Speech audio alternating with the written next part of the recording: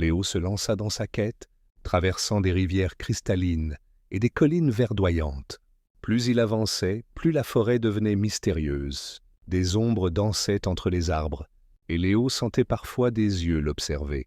Alors qu'il s'aventurait plus loin, il rencontra un vieux hibou perché sur une branche basse. Le hibou, qui portait des lunettes rondes, semblait savoir exactement ce que Léo cherchait. « Tu cherches la fleur lumineuse, jeune renard ?» demanda le hibou. « Oui, c'est exact, » répondit Léo déterminé. Le hibou hocha la tête. « Alors écoute bien, la fleur pousse près du grand rocher. Mais pour y arriver, tu devras résoudre une énigme. Sinon, les créatures qui protègent la fleur ne te laisseront pas passer. » Léo écouta attentivement l'énigme du hibou. « Je suis léger comme une plume, mais personne ne peut me tenir très longtemps. Qui suis-je » Léo fronça les sourcils et réfléchit. Léger comme une plume, mais impossible à tenir. Il se gratta la tête pendant un moment, puis soudain, une idée lui vint. « C'est le souffle !» s'exclama-t-il avec un sourire. Le hibou sourit, satisfait. « Exactement, petit renard. Tu peux maintenant continuer. » Léo, heureux d'avoir résolu l'énigme, remercia le hibou et se dirigea vers le grand rocher. Lorsqu'il arriva, il vit la fleur lumineuse. Elle brillait comme une petite étoile au milieu de l'herbe.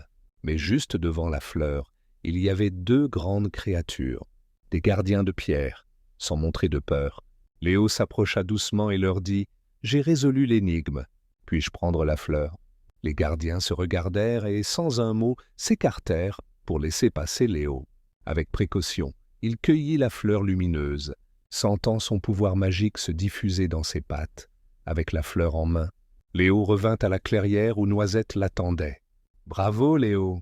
s'écria l'écureuil. « Grâce à toi, la magie de la forêt enchantée est plus forte que jamais. » Et c'est ainsi que Léo, le petit renard curieux, devint un héros de la forêt enchantée. Chaque fois qu'il retournait dans cette forêt, il était accueilli comme un ami cher. Mais même en dehors de la forêt, Léo gardait toujours avec lui la leçon qu'il avait apprise. Avec de la curiosité et du courage, on peut accomplir de grandes choses. Et qui sait, peut-être qu'un jour, toi aussi, tu découvriras une porte dorée qui t'emmènera dans une forêt enchantée.